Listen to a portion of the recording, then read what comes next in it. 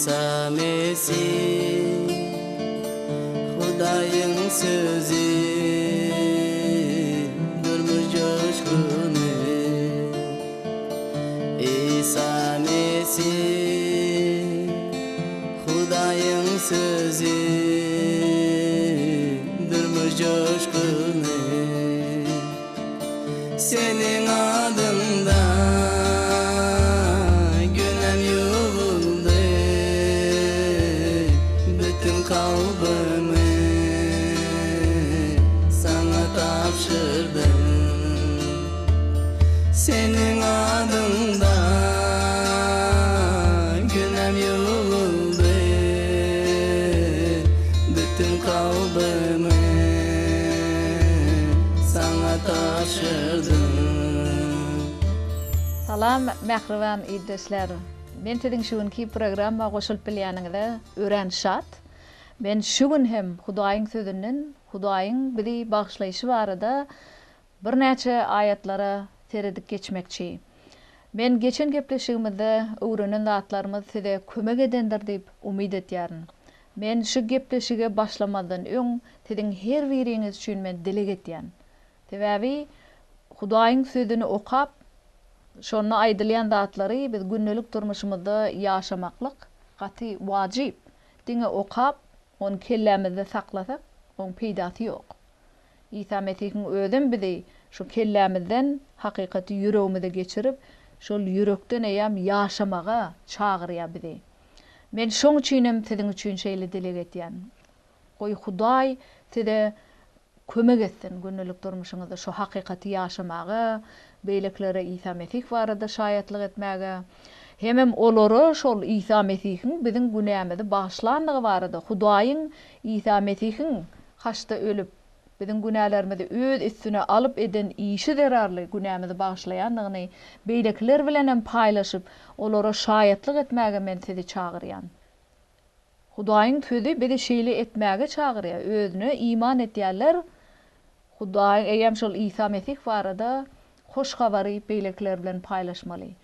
Sebäbi biz bilýäs biziň ýurdumyzda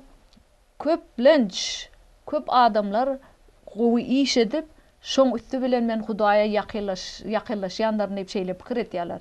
A ýöne şu zatlar dogry däl. Hudaý bize diýe diňe Hudaýyň şol İsa Mesihiň üstü bilen eden işi zerarly biz aklanyp bilýär. Hudaýyň merhameti bilen biz aklanyp bilýär. Şo Hudaýyň merhametiniň üstü bilen biziň günälerimiz geçilýär. Başga hiç hili ýol bilen biziň günälerimiz geçilmeýär. Hiç bir yntan işi bizi biziň günälerimizi bagşlap bilmeýär, geçirip bilmeýär. Men näme üçin şeýle diýen? Hudaýyň sözi şeýle diýär. Men şoň üçin şonu gaýtalaýan. Bu men öz aýdyp oturan sözlerim däl. Biz geçen gepleşikde de Rimler kitabynyň 3-nji babynyň 21-nji 25-nji ayatlaryna teredik geçipdik. Onu näme diýdi? Hudaýyň huduryna İsa Mesih'e iman edýärleriň ählisi aklanýar diýdi. Adamlaryň arasynda diýe hiç fark ýok. Olaryň sebäbi biziň hemmämiz yntanlaryň ählisi günä edip Hudaýyň şöhratyndan mahrum bolan. Ýöne şol aklanmaklyk näme diýdi Pawlus? Olar diňe Hudaýyň merhameti bilen mümkin. Yntan işi bilen mümkin näl. İsa Mesih arkaly biz günäleriň jezasyndan azat edildik. Hudaý öz adalatyny görkezmek üçin İsa Mesihi iýberdi. Şol İsa Mesihiň dökülen gany arkaly iman edýärleri özü bilen ýaraşdyrdy. Hudaý öňkü döwürde edilen günäleri, şu wagt edilen günäleri, geljekde edilen günäleri geçirimlik etdi. Mene bu söz Pawlusyň sözleri, Hudaýyň sözü, men aýdyp oturan sözlerim däl. Indi bolsa İsa Mesih'e iman edýän herkesi Hudaý aklaýar. Siz aklanmak isleýäňizmi? Günäleriňizden azat bolmak isleýäňizmi? Eger siz isleýän bolsaňyz, ýöne köýje dilegi bilen Hudaýa ýüzlenip bilýäňiz. İsa Mesih'e ýüzlenip bilýäňiz. Men günäli, men şeýle günäler etdim. Men sen bilen ýaşaýşa eýe bolmak isleýän, ebedi ýaşaýşa bolmak isleýän, men günälerimi bagyşla, Bana öz merhametini görköz, men seň merhametine kömegiňe mätäç. Men seni İsa Mesih öz kalbıma kabul edip, kalbımda rahatlık tapmak isleyen, her hili tene göre yaşayıştan azat bolmak isleyen, ýöne köy şeyle dile getip bilýäňiz. Ol islenlik dilege eşitmäge taýar. Onu owadan dile gedip, men owadan dile getip bilmeýän, owadan sözler ýok, eýle zatlar Hudaýa gerek däl. Şeýle etmek bilen Hudaýy täsin galdyryp bilmeýäňiz. Täze Hudaý hakyky ýürekden aýdylýan sözleri eşitmäge taýar. Ol biziň ýüregimizde seretýär. Owadan sözlerimizi seretmeýär. Diňe ýüregimizde seretýär. Gelin şuň ýene-de Rimler kitabynyň 5-nji babynyň 1-nji aýatyna şeýle hem 8-nji Rimler 8-nji babynyň 1-nji 4-nji aýatlaryna seredip geçeliň. Şeýlelikde biz imanymyz bilen aklanyp, Rabbimiz İsa Mesih arkaly Hudaý bilen ýaraşdyk. Bu nähili gowy habar. İsa Mesih bilen bolan imanymyz arkaly aklanyp, biz şol İsa Mesih arkaly Hudaý bilen ýaraşdyk. Şeýlelikde İsa Mesih'e degişli bolalar inni asla höküm edilmez. Biz inni insan howaslarymyza göre däl-de mukaddes ruha göre ýaşaýar. Ene şu ayetlerden görüşümüz ýaly ýene-de İsa Mesih'e degişli bolalar näme diýe berdi? Olar inni asla höküm edilmez diýe. Ene bu Rimler kitabynyň 1-nji babyna şeýle diýe. Siz İsa'ndan ýaňyzmy? İsa'ndan ýan bolsaňyz Hudaýyň sözü näme diýe? Siz asla höküm edilmersiňiz. Şol Hudaýyň sözüni aýdylýan zatlar boýunça ýaşap, mukaddes ruhu göre ýaşaýan bolsaňyz, siz höküm edilmersiňiz diýe. Ene bu barada Rimler 8-nji babynyň 1-nji 4-nji aýatlaryna diýe. Siz inni insan howaslarymyza göre ýaşamaň. Eýsem mukaddes ruha göre ýaşamaly. Pawlus şonu şeýle etmäge biz uruklandyr. Biz inni insan howaslarymyza göre däl-de mukaddes ruha göre ýaşaýardy. Bu näme diýdigi bu? Nähilti düşünýärsiňiz şu sözleme? Insan howasyňyza göre däl-de mukaddes ruha göre ýaşamaklyk siziň durmuşyňyzda nähil amal aşdyrylýar şu. Oýlanyň şu barada. Siz bilýäňiz insan howaslary näme? Bu dünýäge zatlar. Şu dünýäni gyzyklandyrýan zatlar. Gaharlanmak, gawanjaňlyk, uruşmaklyk, gıybet etmek, ene bölünşük, ýa-da birige görüplik etmek, birine ýamallamak, birige. Ene şu zatlaryň hemmesi tene göre ýaşaýyş bolýar. A mukaddes ruha göre ýaşaýyş näme bolýar? Biz haçan şol mukaddes ruhyň miwelerini görkezip durmuşymyzda şeýle ýaşatak, biz mukaddes ruha göre ýaşaýar. Siz mukaddes ruhyň miweleri barada Galatiyalar kitabynyň 5-nji babynyň 22-nji, 23-nji hem 25-nji aýatlaryna okap bilýäňiz. O ýerde her bir zat barada diýär. Mukaddes ruha göre ýaşamyzda biz kalbymyzda rahatlyk bolýar, merhemetlik bar, hem mähribanlyk, ýumşaklyk, süýgi, şatlyk, öz-özüňe erketmeklik. Ene şular mukaddes ruhyň miweleri. Sizde şu miweler barmy durmuşyňyzda? Ya-da gaharjaňlyk, gawanjaňlyk, bölünşük, dawa jenjel, şeýle zatlar barmy sizde? Gıybet, içki, alkogolik içkiler içmeklik. Deňeşdirip görüň şu at durmuşyňyzda. Siz nerede Hudaý bilen? Ýene-de Ýewreýler kitabynyň 10-nji babynyň 10-nji 14-nji aýatlaryna şeýle diýär. Hudaý bizi söýýänligi üçin, mukaddes etmek üçin ol öldü. İsa Mesih şeýle etmek bilen bizi bir kemsiz etdi. Ene gelin häzir okalyň şonu. Biz bu isleg boýunça İsa Mesihiň bedeniniň ähli zady üçin bir gezekde gurban edilmegi arkaly mukaddes edildik. Sebäbi ol mukaddes edýärlerini ýeketek gurbanlyk bilen hemişelik kämil etdi. Ýene Hudaýyň sözü bize şu zatlar aýdyp otyr. Biz şol isleg boýunça İsa Mesihiň bedeniniň ähli zady üçin bir gezekde gurban edilmegi arkaly mukaddes edilipdir. Başgaça aýdylanda şol İsa Mesih haçta siziň üçin, siziň ähliňiz üçin, şu dünýädekileň ählisi üçin öldü ol. Ýöne käbirlere İsa iman etdi, Käbirlerem İsa iman etmediligi saylaya bu dünyada. Ýöne ol biziň barymyz üçin öldü. Şoň üçin hem diýe şol İsa Mesihiň haçda ölüp biziň ähli günahlarymyzy öz üstüne almagy bilen ol näme edipdir? Şol öz janyny gurban etmek bilen bizi mukaddes etdi. Siz şol täze İsa Mesih'te täze ýaşaýşa görä ýaşaýaňyz şu an. Siz her gün oýanyňyzda şu barada pikir etýäňizmi?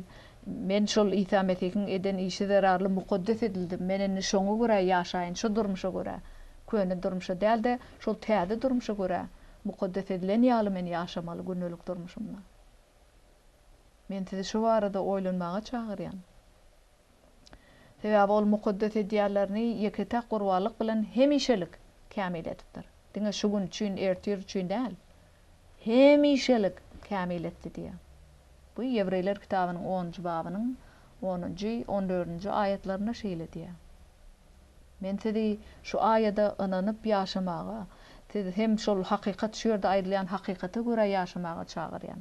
Siziň günäňiz geçirilen, İsa Mesih'e iman etdiýän bolsaňyz, Hudaýyň sözi diýesiz, şol İsa Mesihiň eden işi zararly mukaddes edildiňiz.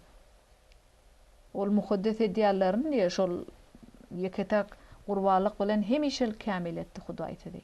Ýeketek gurbanlyk bol İsa Mesihiň jany gurban edildi biziň üçin.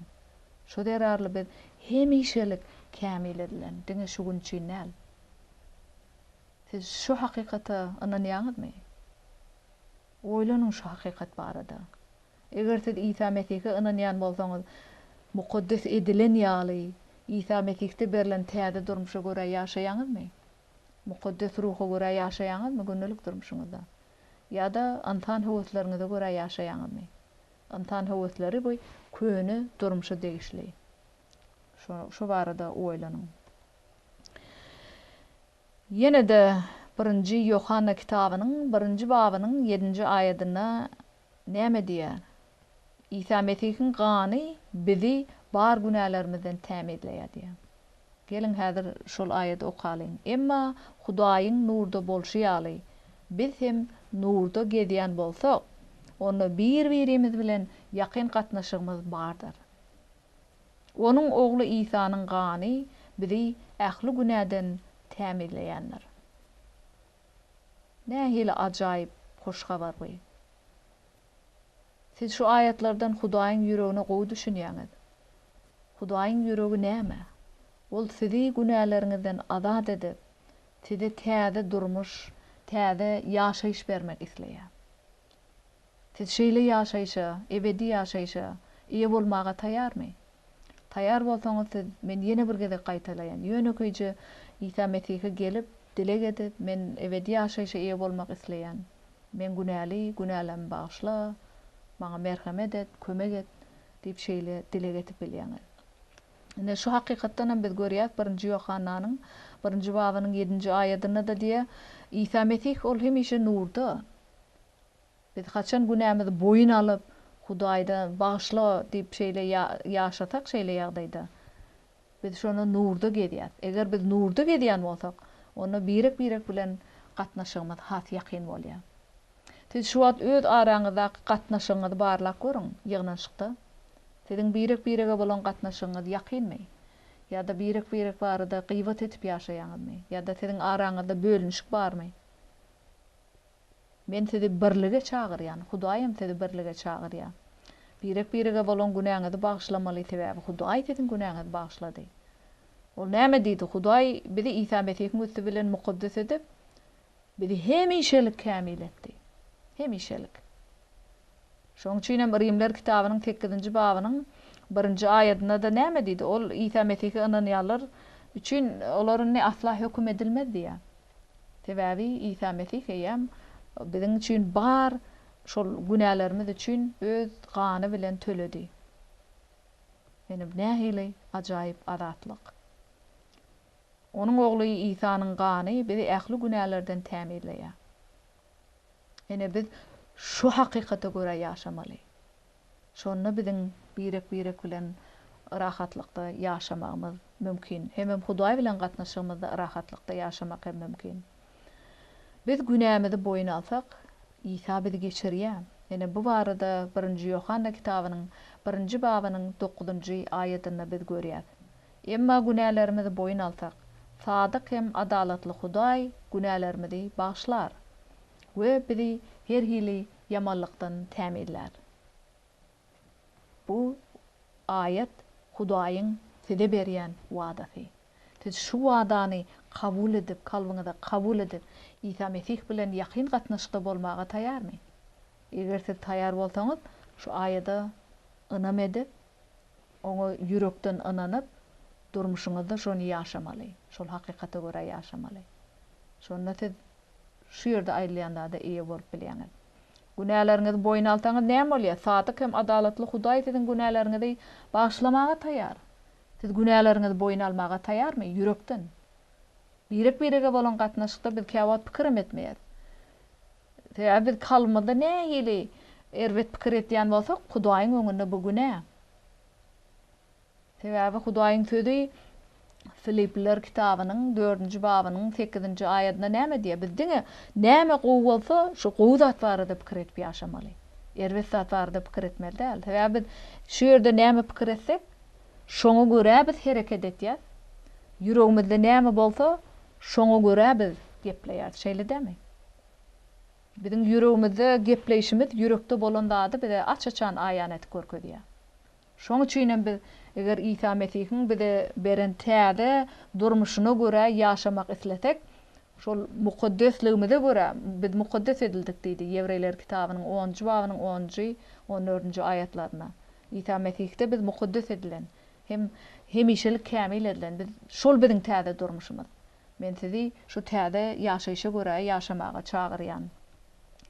Yine de Süleymanyň tymsallarynyň 28-nji babynyň 13-nji 14-nji aýatlaryna şeýle diýär. Ýadyklaryny ýaşyran üstünlük kazanmaz. Olary boyun alyp terk etse merhamet tapar. Mydama Repden gorkýan adam nähili bagtly, ýüregini gataldaýanlar bolsa bela uçraýar. Bada Hudaýyň aýdyp oturan sözi. Süleymanyň tymsallary 28-nji bab 13-nji 14-nji aýatlar. Ýadyklaryny ýaşyrýan adam barada näme diýe berdi? Siz üstünlük kazanmazsyňyz diýär.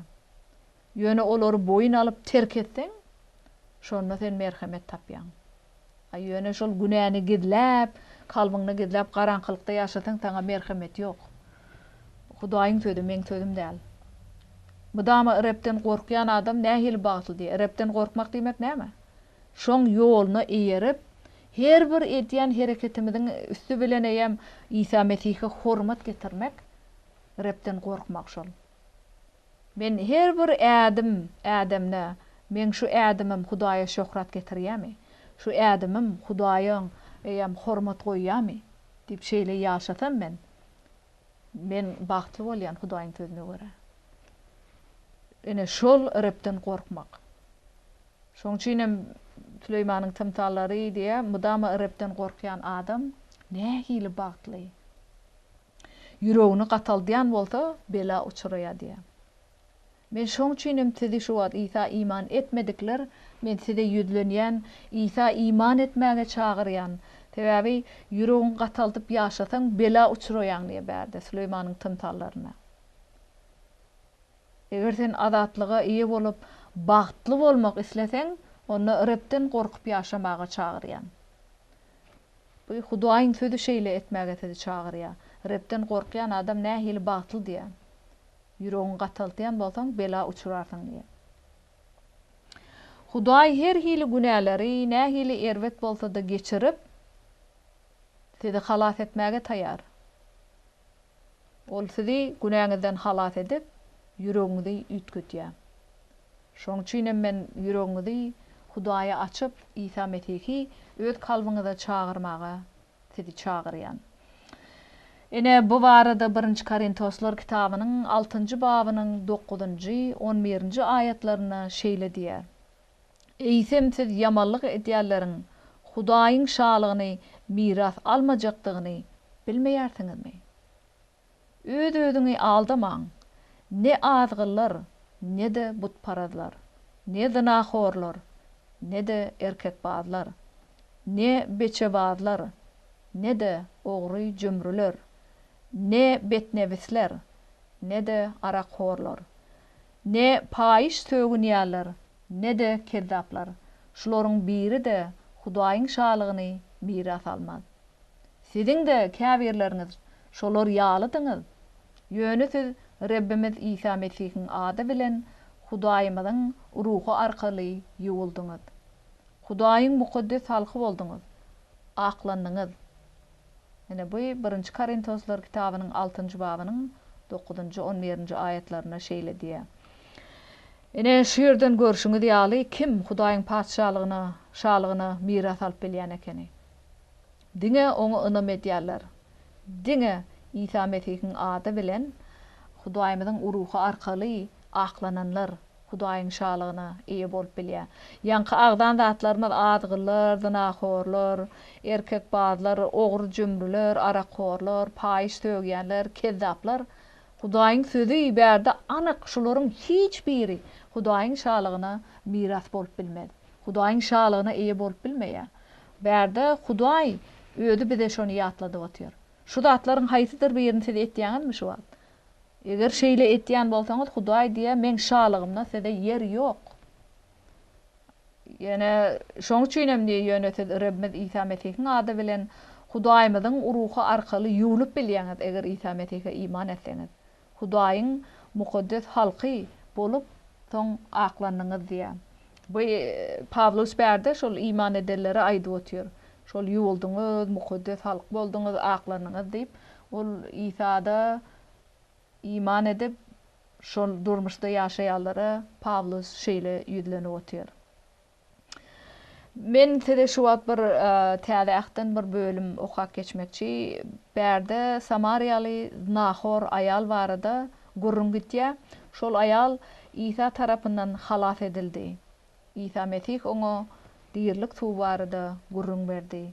Ene bu barada Yohanna kitabynyň 4-nji babynyň 5-nji 7-nji ayetlerine şeýle hem 13-nji 14-nji ayetlerine şeýle diýär. İsa Samariýanyň Sihar diýen şäherine geldi. Şol wagt Samariýaly bir aýal guýdan suw almagy geldi. İsa oňa "Maňa içmäge suw bersene" diýdi. İsa oňa "Bu suwdan içen ýene suw sar. Emma meniň berjek suwumdan içen asla suwsamaz. Tersine meniň berjek suwum onuň içine baky ýaşaýyş çeşmetine öwrüler" diýdi. Ene bu Yohanna kitabynyň 4-nji babynda şeýle diýär. Ene şu okan bölümden biz näme öwrenýäs? Samariýaly aýalyň günäsi İsa Mesih tarapyndan bagyşlandy.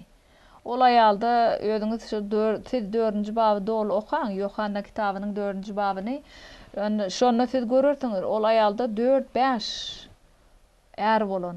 Ol şeýle köp adamlar bilen ýaşapdyr. Ene biz şu barada öz aramyzda, insan höküminde, pikir edemizde on günäsi geçilip bolmaýar diýip biz pikir edýäs. Şeýle dämi? Sebäp ol 4-5 tapar. Hem durmuşa çykyp her hil adamlar bilen ýaşan. Ol zinahor aýal on günäsi nädip geçiler diýip biz şeýle pikirde bolýar. Ýöne Hudaýyň öňünde hiç bir günäni geçmekle kyn däl. Bu diňe biziň ýüregimizde ýürekden edilen toba göre mümkin. Sizde şu wagt sizde nähili günä bar? Nähili günä siziň Hudaý bilen gatnaşyňyzda bökdünçlik berýär. Oýlanyň şu barada, kalbyňyzy barlaň. Dawud paçaň Hudaýa dile getip men ýüregim barla, ona nähili erwetlik bolsa aýryp meni dogry ýola sal diýdi. Debur kitabynyň 138-nji babynda. Sizem şonu ýaly dile getdiňiz, Hudaý siziň günälerinizi görkezýär. Nähili kalbyňyzda garankylyk bolsa, şonu açyp görkezip siziň günäňizi bagyşlamaga taýýar. Ol bu 4-5 adamsy bolan aýalyň günäsini bagyşlady. Oňa ebedi ýaşaýyşy ýam sogat bermäge taýýar. Men berjek suwumyň öňüniň içinde baky ýaşaýyş çeşmesine öwrüler diýär. Ol bärde şol kalmyda ýaşaýan mukaddes ruh barada aýdyp otýar. Şol diýerlik suwy mukaddes ruh bize ýaşaýyş berip otýar. İsa Mesih biziň kalmyda öz mukaddes ruhunyň üstü bilen ýaşap bize ebedi ýaşaýyş berýär. Şoň üçin şu zatlary biz ýatlap ýaşamaklyk gaty wajyp. Siz öz araňyzda günä edene şeyle töhmet edip, onu yığınanşıktan çıkarıp kovup, beyle etmeklik gowy däl. Ne Galatyalılar kitabının 6. babının 1. ayetinde näme diýär? Günä edilen bolsa onu mylaýymlyk bilen dikelt diýär. Gıygyryp, sögüp, käýäp, eýle ýagdaýda dikeltjek bolmaklyk gatykyn, hiç kimim bidi şeýle ýagdaýda diňlemek islemeýär. Haçan biz mähirlik görkezip, mylaýymlyk bilen birine şol günäsi barada aýdyp, onu Hudaýyň ýolundan ýöremäge çagyryp, şeýle maslahat beremizde islenlik adam bizi diňlemäge taýar, islenlik aýal bizi diňlemäge taýar, şeýle dämi? Men şoň üçin şol birege bolan gatnaşyňyzda edil İsa Mesih'iň şol 4-5 adamty bolan Samariýaly aýala günahorluk edip ýaşap ýören aýala rahim edişi ýaly merhamet edip günäsini bagyşlaýşy ýaly menem tidi birek bilen gatnaşyňyzda şeýle etmäge çagyrýan. Sebäbi Hudaýyň sözi bizi şeýle etmäge çagyrýar. Eger biz birek günäsini bagyşlap bilmesek, İsa Mesih näme diýdi? Olum biziň günämizi bagyşlamaýar. Eger siz günäňiziň bagyşlanmagyny isleseňiz, Hudaýyň siziň günäňizi bagyşlamagyny isleseňiz, onda birek eýem öz gatnaşyňyzda özüňize garşy edilen günäni bagyşlamaly. Sebäbi Hudaýyň sözi bizi şeýle etmäge çagyrýar. Yine başga da köp ayetler bar berde Hudaýyň sözüne. Petrus barada da biz köp zatlary bilýäs. Ol nähili günä etdi. Şu barada Yohanna kitabynyň 21-nji babynyň 15-nji 19-njy ayetlerini okap bilýäňiz eger esleteňiz, ol İsany näçe gedek reddetdi. Şol Yohanna kitabynyň aýdylşyna görä, ol İsa Mesihi 3 gedek reddetdi. Ýöne şonu da İsa Mesih onu bagyşlady. Oňa öz şol ýygnanşygyna ýol başlyk etmek işini berdi. Teret Hudaý on nähil İsa Mesih nähil dikeltdi onu. Günä etdiň diýip onu kowmady. Ol ýürekden towba etdi Petrus. İsa Mesih şoň ýüregini görüp, onu özüni 3 gedek edenem bolsa bagyşlap, oňa näme diýdi? Men goýulma teret diýdi. Siz bu arada gowy bilýänsiňiz. İsa oňa näme diýdi? Sen men söýýänmi? Eger söýýän bolsaň, onu näme? Goýullarmy otlat diýdi. Goýullar diýmek şol ýygnanşykdaky adamlarma teret diýip, şeý diýip oň günäsini bagyşlady. Men şoň üçin ýene bir gerek tedi birek günäsini bagyşlamaga çagyrýan. Sebäbi Hudaý bizi şeýle etmäge çagyrýar. Biziň gynan taýam şu günki gepleşigimiz tamamlanýar. Biz ýene de gepleşigimiz dowam eder. Häzirlikçe hoş sağ olun.